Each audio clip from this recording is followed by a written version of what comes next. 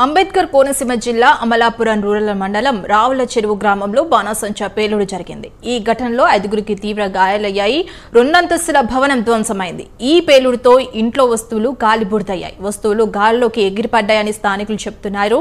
అయితే గాయపడిన వారిని అమలాపురంలోని కిమ్స్ ఆసుపత్రికి తరలించారు. వారిలో ఓ మహిళ పరిస్థితి విషమంగా ఉన్నట్లు ఆసుపత్రి వర్గాలు చెబుతున్నాయి. పోలీసులు సంఘటన స్థలానికి చేరుకొని దర్యాప్తు చేపట్టారు.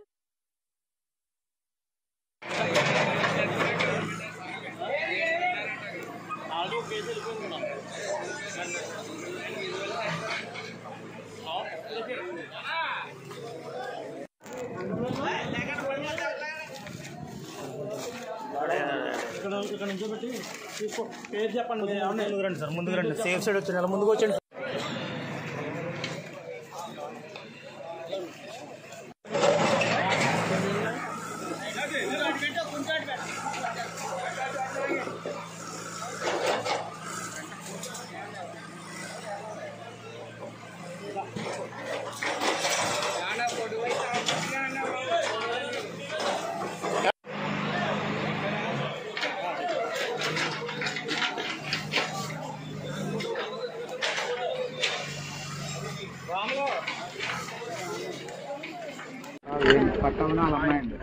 ఇంట్లో ఉంటుందా?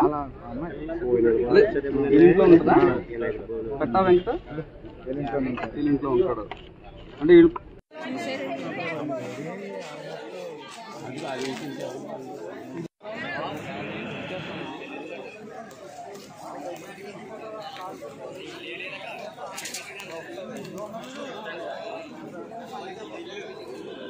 ఎంటీ సార్, ఇది ఎంటీ